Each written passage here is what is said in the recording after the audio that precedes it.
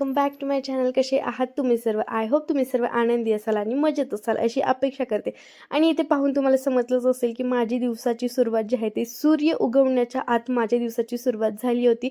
आज चक्क 4:45 वाजता मी उठले होते. 4:15 वाजता मी सगळी काही रेडी होते आणि आता एवढा लवकर किचनमध्ये जाऊन स्वयंपाक करायचा मला तर कंटाळा येत होता. त्यामुळे म्हटलं जरा वेळ जो आहे तर तो आपला बाल्कनीमध्ये घालवूया. थोडेसे प्लांट्स वगैरे कालच्या दिवशी थोडेसे प्लांट्स आणले होते. 4 छान अशी फुलांची झाडं आणली होती.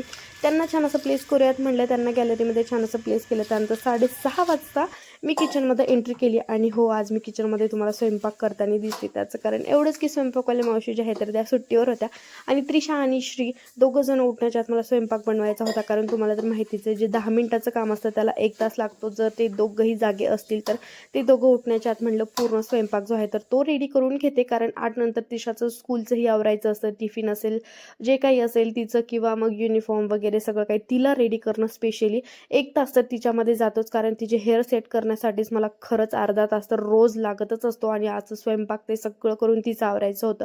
त्यामुळे मग लवकरच उठले होते. किचनची सगळी कामं जी आहेत ती लवकर करून घेते म्हटलं. आणि आज तिला टिफिनमध्ये छानशी वाटाण्याची भाजी आणि चपाती देते. आणि बऱ्याच वेळेस माझ्या फ्रेंड्स असतील किंवा मग ती स्वतः असेल, त्रिशा मला म्हणते की काय तुम्हाला नेहमी भाजीपोळी देत असते.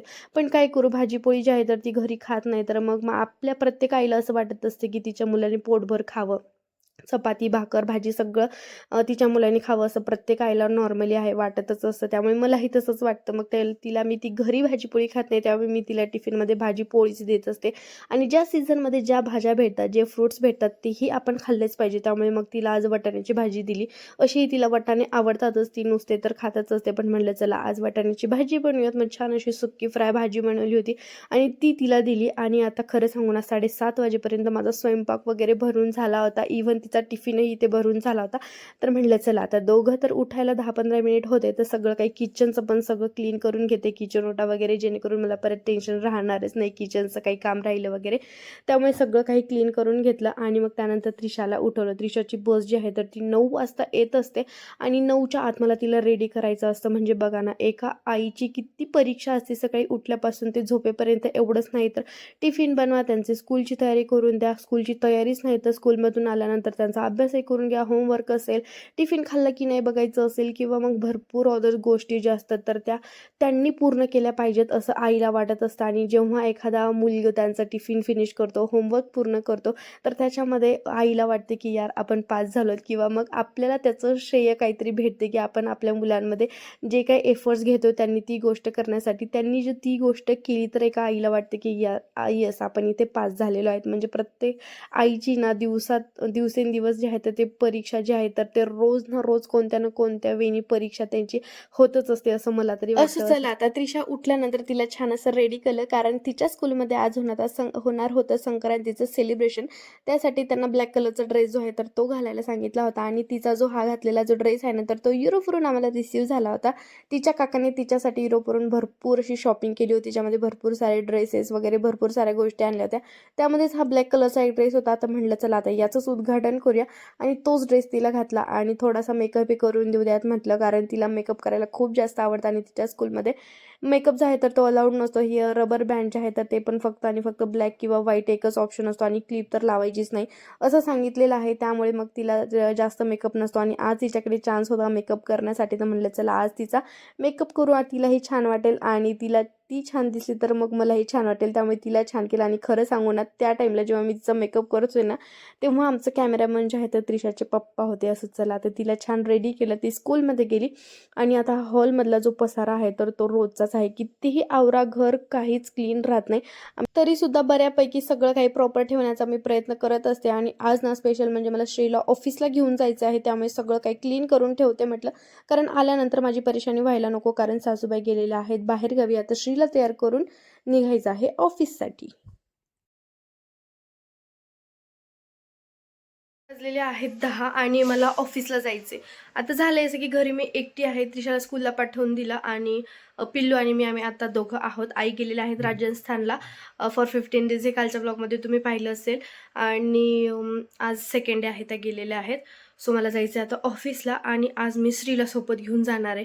एवढी थंडी आहे पण खरं सांगू का 10 मिनिटामध्ये श्रीने मला एवढं परेशान केलं आहे ना की मला घाम यायला लागला. असं वाटतं की फॅन खाली बसूया. असं चला आता त्याची मस्ती तर तुम्हाला माहीतच आहे. मी मेकअप करेपर्यंत म्हणजे मी रेडी होईपर्यंत त्याने माझं जे फाउंडेशन होतं फाउंडेशनचं त्याने पूर्ण असं पावडर करून टाकलं, पूर्ण बेडवरती ओतून दिले आणि त्यानंतर काजळ घेतलं, पूर्ण चेहऱ्यावरती लावून दिलं. त्यानंतर एक खोकल्याचं सिरप होतं इथे ठेवलेलं, तेही त्याने घेतलं आणि पूर्ण असं ओतून दिलं. 10 मिनिटामध्ये त्याने एवढा कारभार केला आहे. आणि हे फाउंडेशन, हे माझं पूर्ण फाउंडेशन जे आहे पूर्ण त्याने तोडून टाकलं, इथे सगळं स्पॉईल करून टाकले आणि हे सगळे कारनामे त्याने 10 मिनिटामध्ये केलेत. सगळं घर आवरलेलं होतं, मतलब म्हणजे सगळं काही माझं क्लीन करून झालं होतं आणि 10 मिनिटामध्ये परत त्याने एवढा सारा राडा करून दिला. आणि आता हे आवरत बसले तर मला ऑफिसला जाण्यासाठी उशीर होईल. आणि त्याचे हे कारनामे पाहून मला प्रश्न पडला की मी त्याला ऑफिसला घेऊन जाऊ की नको. But I have no option, माझ्याकडे दुसरा ऑप्शनसुद्धा नाही आहे. मला त्याला घेऊन जावंच लागणार आहे कारण घरी कोणी नाही आहे.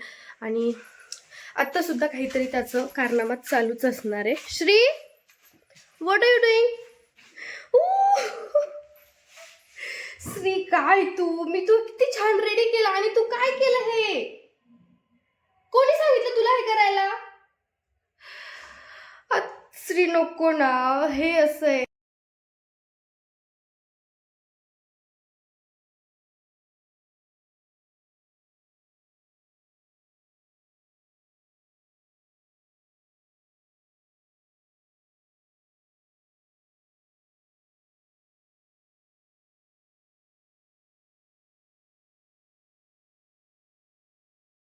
कसं काय घेऊन जाऊ मी ह्याला, मला प्रश्न पडलाय. ऑफिसमध्ये काय काय करशील श्री तू?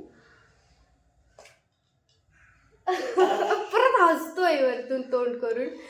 हा, किती परेशान करतो श्री. 10 मिनिटामध्ये एवढे कारनामे केले तू. ऑफिसमध्ये नेल्यानंतर काय करणार आहेस तू? मला काम करू देशील का? तिथेच माझं काम वाढवशील? तुझंच दिवसभर काम करत बसावं लागेल मला. हसू नको. नो.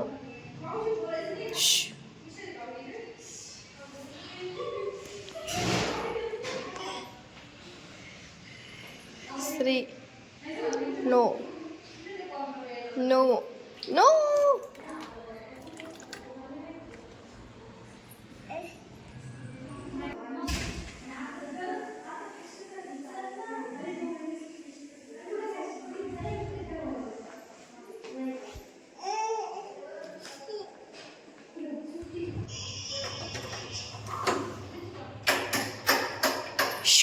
असं वाजवत नसतात.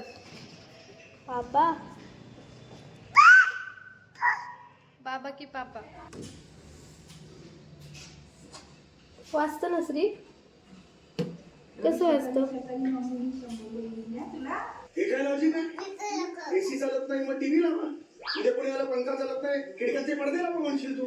कधीतरी लॉजिकल बोल. माझ्याकडं नको बघू तू, तुझं खा खेळा तुम्ही तुमचं, हसा. बोलत असता. तुमची बातम्यांची वेळ झाली म्हणून फक्त म्हटलं टीव्ही लावा. हो, बातम्यांची वेळ झाली माझ्या.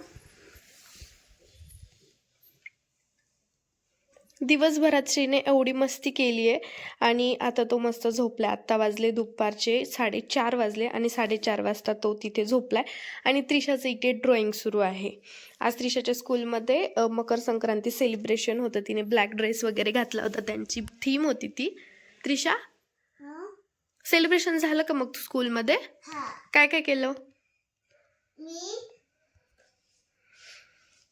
काय केलं?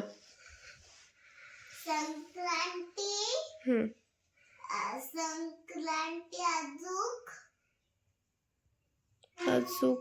Colouring, colouring. ओके. अजून डान्सची प्रॅक्टिस. आमच्या त्रिशाची आता गॅदरिंग आहे आणि त्रिशाचे किती डान्स आहे? 1 का 2? 1 डान्स आहे ना.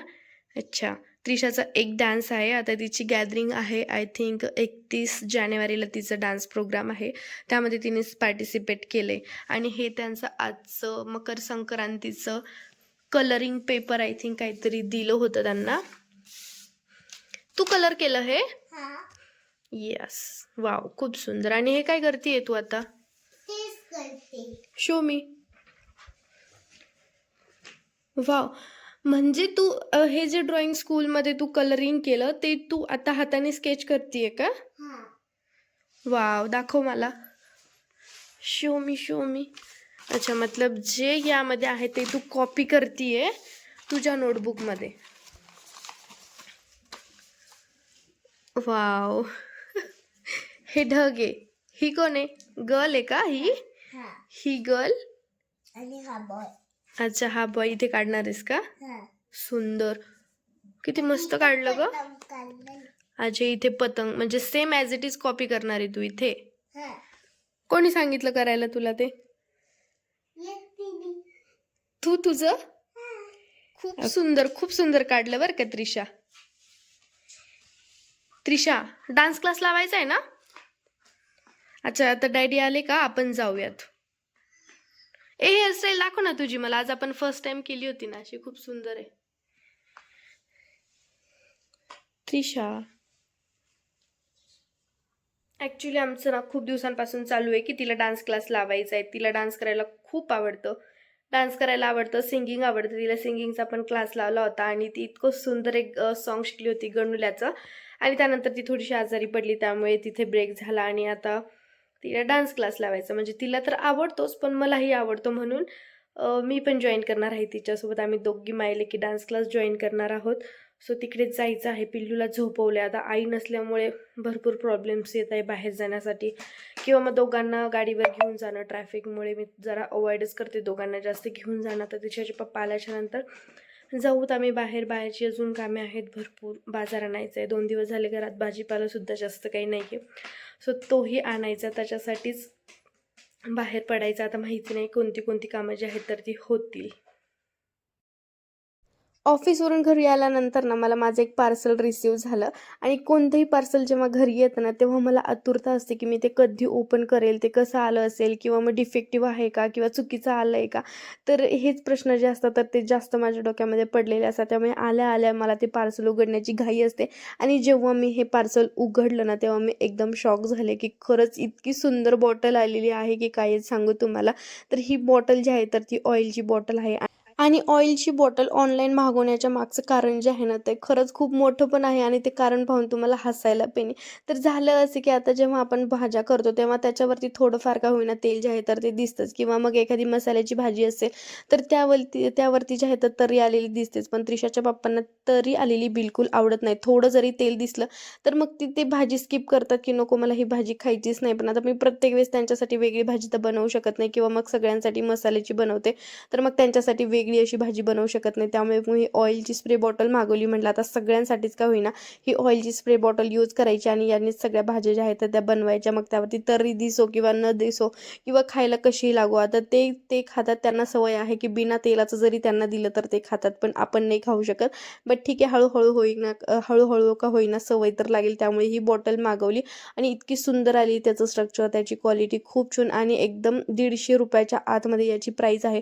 तुम्हाला ही अशी बॉटल जर हवी असेल तुमच्या किचनमध्ये जर तुम्ही ठेवली, किंवा मग छान आहे. मला तर हे एक मतलब एक छान असं ऑइलची बॉटल वाटली की जेणेकरून आपल्या किचनचा आपण लुक चेंज करू शकते, की आपल्याकडे एक ऑइल बॉटल आहे ते काहीतरी वेगळे आहे का. आणि खरं सांगू ना, जेव्हा किचनमध्ये वेगवेगळ्या युनिक गोष्टी आपल्याला दिसतात किंवा आपल्या आजूबाजूला असतात, आपल्याला त्या हँडल करायच्या असतात, तर तेव्हा काम करण्यातही जास्त इंटरेस्ट येतो असं मला तरी वाटतं. कारण याच्या आधी माझं किचनचं जे स्ट्रक्चर आहे ते जरा वेगळंच होतं.